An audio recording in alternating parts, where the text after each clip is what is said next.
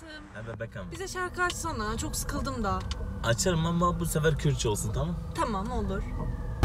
Sinem geç kaldın diye, Sinem geç kaldın diye, günlük efendiye, günlük efendiye, kira sever mahsiye, kira sever mahsiye, mıbca ve khalditiye, sevemem ki ve خوشال بني وحقداقية خوشتر اجسبو هرمية خوشتر اجسبو هرمية. Hayatım. He canım. Çok merak ettim. Burada ne demek istiyor? Bebek diyor ki Sinem köylü kızıdır, efendidir, kısa ama efendidir. Ben kendi gözlerimle gördüm. Memeleri güzeldir, altı beneklidir, elma ve armuttan çok daha güzeldir. Ya, pek güzel değilmiş. Bir tane daha açayım, dur. ويش حمامي دركتي جوز ويل من ويش حمامي دركتي جوز ويل من ما مكسب اكتب ويا كبير قوز ويل من يكتب ويا كبير قوز ويل من ما مكسب او يكتب جرجن وصوت. Burada ne demek istiyor peki? Boş ver ya. Ya ama biliyorsun, ben merak ediyorum. Tamam diyor iki kadın hamamdan çıktı, vaylimin memeksev, yap çocuk küçüğü benim ciğerimi yaktı, vaylimin memeksev. Memeksev ne demek? Elma şeyli diyor. Elma memeli. Ya ne kadar iğrenç ama Ya ben başka bir tane şarkı açayım. Gezizer gulamem gekromem.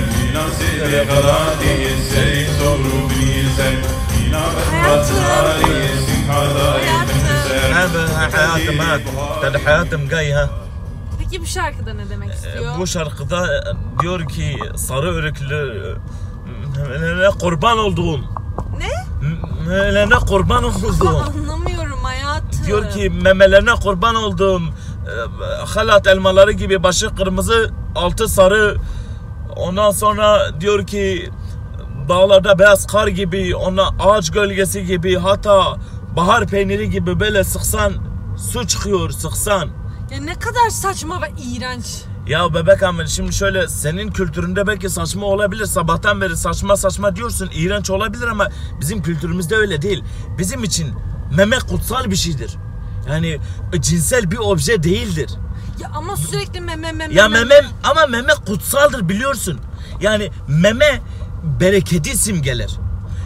Şöyle düşün, insanlığın beslendiği ilk yer neresi? Neresi? Meme. Kur'an memedir. İnsanlığın ilk beslendiği yer memedir. Şu cümlenin güzelliğine bakar mısın? Sinem keçka gundiya mebçave khoditiya seremem ki hoşun bnevi dakdakiya. İnanılmaz romantik bir cümle. Aman tanrım, çok güzel bir cümle ya. Yani şöyle ben sana bir iltifat ediyorum. Diyorum ki dünyanın en güzel kızısın. Öyle düşün ya. Ya çok saçma gerçekten Ya saçma. Baba. Baba ver. Ne diyorsun sen ya? Baba. Benim dilimden konuş, anlamıyorum seni. İn. Ya sen beni indiriyor musun şu Ana an? baba mazzaka. Baba. Ya senden nefret ediyorum. Zey khari. Kaça baraza.